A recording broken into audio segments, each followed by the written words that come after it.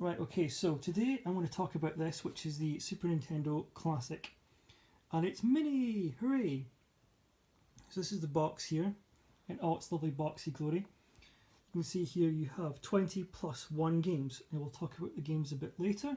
But for now, here's the box, and there's the back as well. So this is the design of the Super Nintendo here is what you get in the UK and in Europe, and I believe it's similar to that of the Japanese one as well, which is known as the Super Family Computer, or Super Famicom if you want to shorten it. And these are the similar controllers to what you get if you're in Japan as well. However, the Americans, sadly, they get a different shell, and the controller is exactly the same except for the colouring of the buttons. Two are light blue and two are a darker blue. I kind of prefer this. It's a bit more exciting, and it kind of goes with the logo. I don't know why in America they changed it.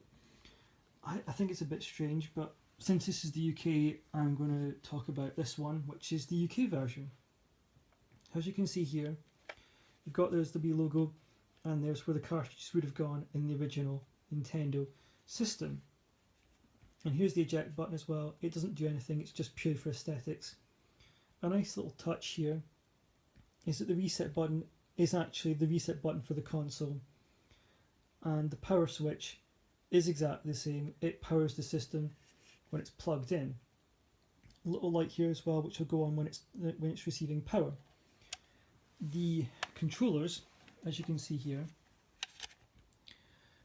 that looks a lot like the original system. However, if you flick the flap down, hard to do this one-handed, you can see here, this is where the controllers will go, and you've got the 1 and 2. It's a similar, in fact it's exactly the same port as you have on the Wii, on the nunchucks and the remotes. So you could essentially plug in a classic controller from the Wii into this if you really wanted to, but really I think you're better off just using the controllers that come with it, which are replicas of the original Super Nintendo controller. Start, select, and there's your D-pad and your different coloured buttons. Again, the back looks exactly the same as well, or near enough. There might be the marks there, recycling, etc. might be a little bit different, but I'm not going to go into that. It's just a bit nitpicking. So as you can see here, you've also got, this is the end that would plug into the console itself. You could probably plug this into the Nintendo Wii controller, whatever you want to call it, the remote. That's what it's called, the remote. You could probably plug that into that and use this to play the classic games. Although it doesn't have a home button and all that you can need for the Wii, but it's a suitable substitution anyway if you want to make it. But really, I want to talk more about this console and ignore the Wii. What else do you get with it? You get this as well, which is your standard USB cable, and this bit here goes in the this little end here goes inside the Super Nintendo Classic Mini. So if you've got one of these USB, I think it's either mini or micro USB, it's hard to get this to focus. Right, there you go. So it's one of these, I think it's a micro mini USB cable. So if you've got a long, if you want to go out and buy a longer one of these, because this one's, it's not great, it's maybe about 1 meter long. So if you want a longer one, then go out and buy one. It's quite useful if you do, so you don't have to be, so you don't have to kind of be stuck with this really short cable. It means you can kind of have it further away from the TV. These cables are nice and long as well, and you can get, I think, extensions for them as well. But really, get a longer one of these. Also, it doesn't come with a plug either. However, if you've got a modern mobile phone or cell phone, if you're in America, if you want to call it, a mobile telephone, or anything like a tablet, tablets, anything that nowadays comes with a USB plug, you can plug this into one of them and you can run it off that. You might want to check your voltages on the bottom of the system and for the plugs as well. But by and large, any kind of plug, say if you've got an iPhone for example, that'll work just fine, or an iPad. That'll power the system no problem. So the only other thing you get with this, I'll move the tissue out the way. The other thing you get with this, way out the way. Goodbye tissue. So, excuse me. So the only other thing you get with this is an HDMI cable, which is rather nice. This console runs off HDMI, so no horrible fiddling around with component and all that jazz. You've got one of these, perfect. It means that you're outputting in HD, which you really want with nowadays. If you've got a big snazzy modern telly, HD is what you're after. The only other thing about this is though, because it's of its age, all the games output in 4:3. So okay, it's in HD, but it's in 4:3. However, if you've got a massive 4K 40-inch telly, 4:3 doesn't really matter. It's still big enough that you'll be able to see things clearly and at a decent size. I'll go into actually playing this a little bit later on. This is just an idea of what you actually get with the system. So, as you can see here, this has, if I can get it to focus, not really want to focus, but take my word for it that it says on there, this is only an iPhone camera, so it's not the best. Right, this actually says on it Nintendo. Yeah, it's upside down. Helps if it's the right way around. So this actually says, yeah, there we go. It says Nintendo on it. This, however, is the one I got from my Switch, because the one I actually got from this console is in the Switch. This is just to let you see that you actually get a Nintendo HDMI cable with the system as well, which is quite nice. So that is the system out of its box. It's a particularly small box. So now what I want to do is swap hands here. Oops. Right. You can tell I'm new to this. Right. Is want to look at the games. So the games you get on this are some of the classic games of yesteryear. And this is the era of gaming that I grew up with when it came to Nintendo. I had no idea what the NES was. I'd never heard of the NES when I was younger. This was where it was at when it came to Nintendo. So you've got Super Mario World. Sadly enough though, if you look at this, that and Mario Kart there are the only Mario games on this. There's no Super Mario All-Stars. I think mainly because the NES Classic Mini has the other Nintendo Mario games. Excuse me. I've got a bit of a cough, so I'm trying not to cough here. So yeah, that has those. So I think it's probably why the other Mario games aren't on here. However though, you do have a plethora of Kirby's. You have Kirby's Dream Course here. I almost said Quest, don't know why. And where's the other Kirby? There's also Kirby Superstar, which has 8 games in one, which is 9 Kirby games. 2 Mario, 9 Kirby. But that's fine. I've never really properly played Kirby, so this was a chance for me to actually play the Kirby games.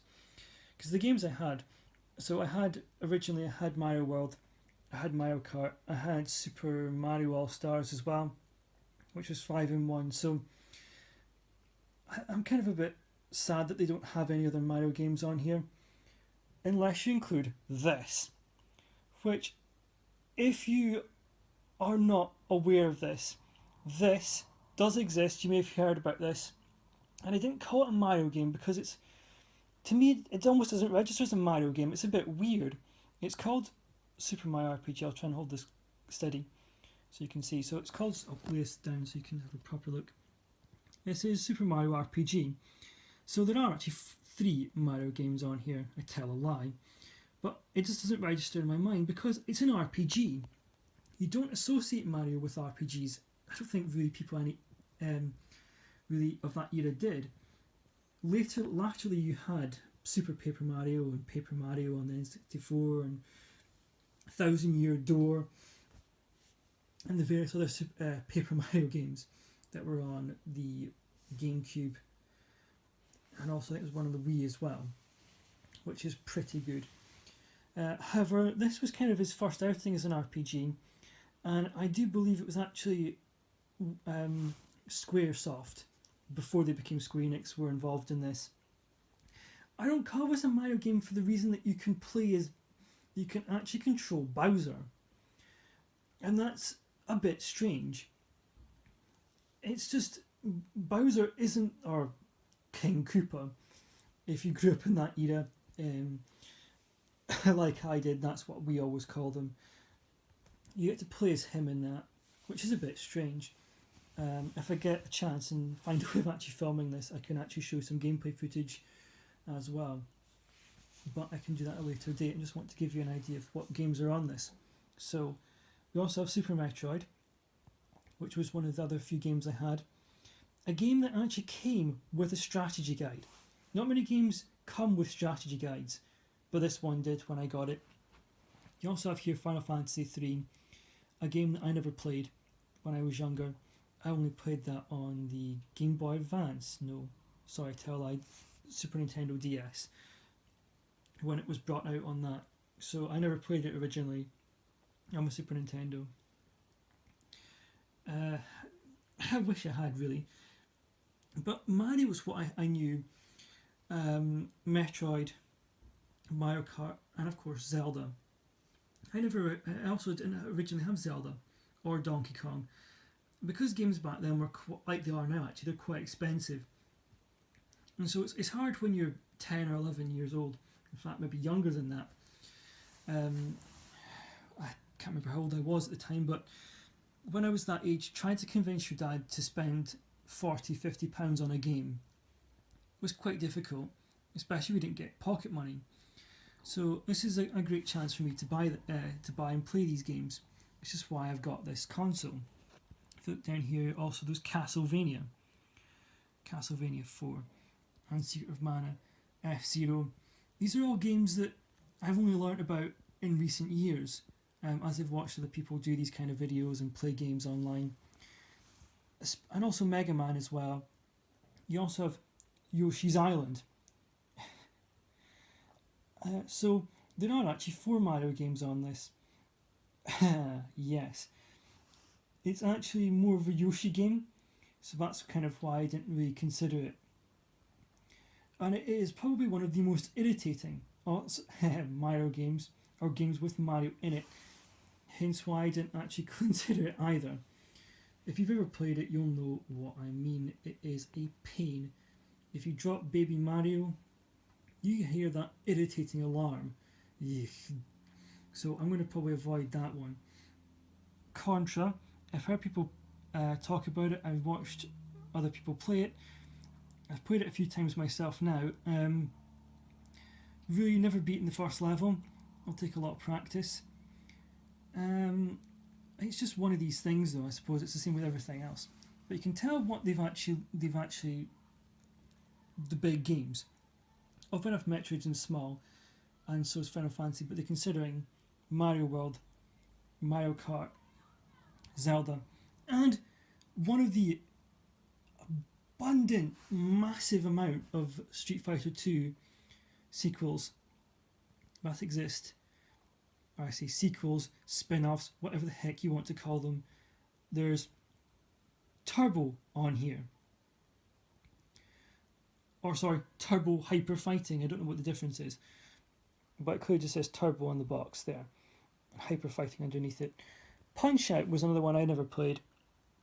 I've heard quite a bit about that. It's a bit like the one on the NES, but in 16-bit.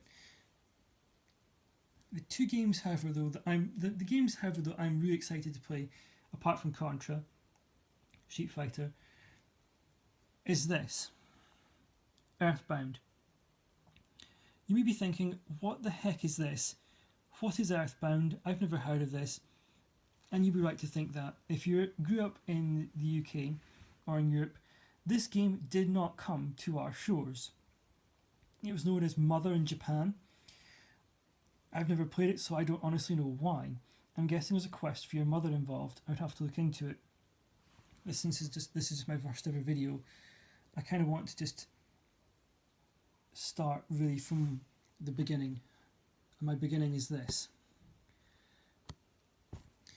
You can actually play this if you've got a Wii.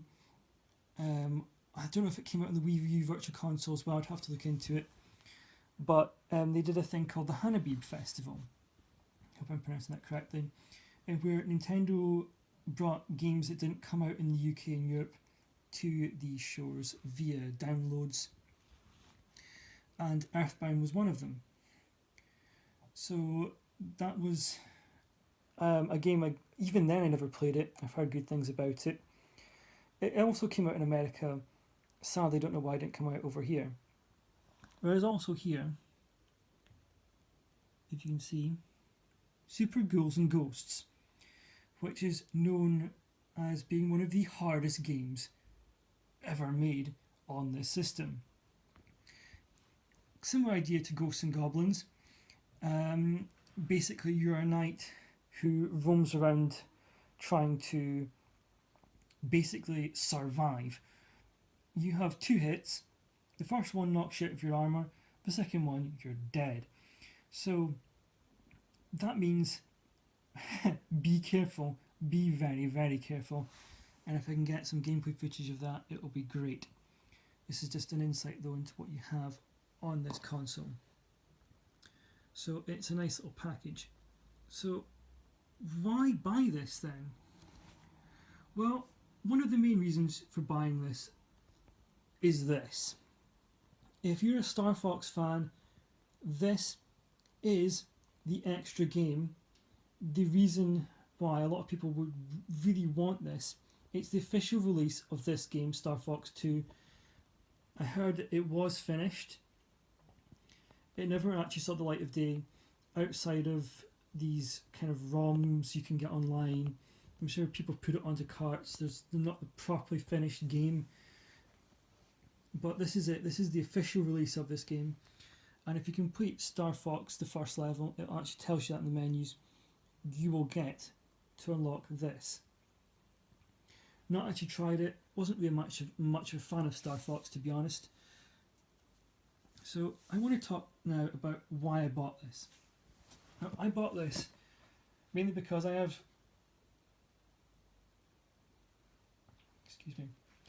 as I have a Super Nintendo, but my Super Nintendo is old, it's worn out, it struggles to play the games, my controllers don't work properly anymore, the start and select button don't work anymore on my original,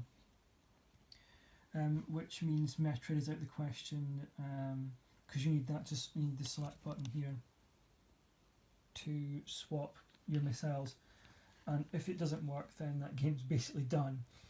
And various other games don't work properly either, so this is why I shelled out on this. Sadly, I had to go into CEX to buy it. They were all sold.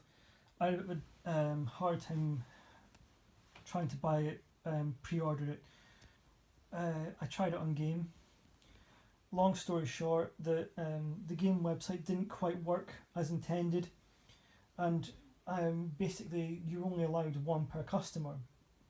So that meant that if by any reason you ended up with a second one in your cart, it didn't have a number 2 next to it, it put it down as a separate one. And also their site has this weird glitch where if you refresh the page it doubles what's in the cart, which I ended up happening to me, and when I tried to take it out, everything crashed, and so I ended up with none. A couple of days after it came out, I took a chance, went to CEX, and they had about 4 or 5 of them. They were selling there for £140, which is quite expensive, but I think if you really want one of these and your original system isn't working properly, like mine isn't, then it's the way to go. Emulators, people, my friends and other people talk about emulators. Really, this is essentially an emulator in here, it kind of, or ROM, whatever you want to call it. However, it outputs in HD. It's legitimate. It's the, I think, probably the right thing to do if you want to play these legitimately. There's 3 output modes on there. There's Pixel Perfect. I can't remember what the other 2 are. So yeah, one of them is Pixel Perfect. So you have it as it is in the original games and in HD, which is great. £140 is quite steep. It originally retailed at £80, which I believe is something like about $160. So that's another thing I want to talk now about is the price. £140. So divide that in. You're talking £7 a game, or near enough £7 a game if you include Star Fox 2 in there as well. So think about it this way: if you had this on the Virtual Console on the Wii, if you want to do it that way, you're talking about, with those games, you're talking about, I think maybe about £7 or £8 a game. So it's £1 extra per game on average. Some of these games may be a little bit cheaper. Some of these games may not actually have come out on that. I didn't really check, which I probably should have done before I made this video. So let's say for certain that if they did, you can get them, all these games on there, you're looking at another extra £20. It's £160. You're saving £20. Not an awful lot. But with, just say for example, not only are you saving 20 quid, but you're getting proper controllers and you're getting a cable. So say that, put it this way, let's go down to £6 a game. That's 120 quid. Excuse me. Trying so hard not to burp. So let's just say then you've got, then the remaining money goes into the 2 controllers and the cables. So all in all, it's a nice package. If you wanted to do this legitimately, however, though, with carts, this is where it's going to get super, super pricey. I bought this years ago, made a mistake, bought the American one, had to send it back. Eventually got the original one for the European market, and that cost me at the time £25 in its box. So you're talking £25 just for Zelda.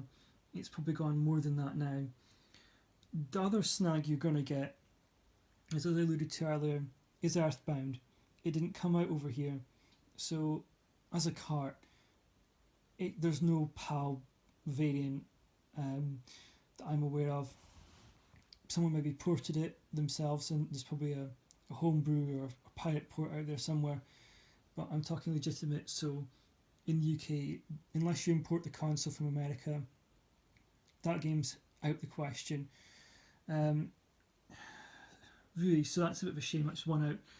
Then we're excluding Star Fox because that didn't come out on the day when this console, the original version of this console, was around. So we're taking that out of the picture. So looking at it this way, say you're talking at a tenner a game, right? So that's 19 gives it £190. Plus the console, you're talking, I don't know, okay, so no, 100, I'll say 180 plus 25 for this, so it's £205. Then you're looking at the console, say £30, so that's £235. Controllers, one in CEX second hand was £12, so a good working one, you're looking at maybe, say, 15, so another £30 for the controllers, unless one came with a console. So let's say one did come with a console for your £30 console, add another £15, so I think you're about now £215. You then have also the problem, these modern tellies, you're going to get a converter box which can be a £30 to £40. So let's say it's 35. So you're already in a massive hole here. You're coming up for 250. You might want then, if you want to do that, substitute that out by a CRT TV. Again, say £30. So we're looking at almost 250 quid here for doing this legitimately by cart. Now this is the real world. There's a good chance that some of these games are going to be selling for a lot more. I don't know if someone's taking the mick, but you can get one of these listed, this game here, Donkey Kong, £600 listing on Amazon. It's still there. 400 for Zelda. We're trying to find these games. It's quite expensive, and that's without Earthbound. So really, if you want to play Earthbound, you're going to need an American or Japanese console. So, no. Out of the question for UK audiences. So basically, buy this. Cheap, effective, well worth a shout. Hope you enjoyed the video, and I will get some footage up as soon as possible for games.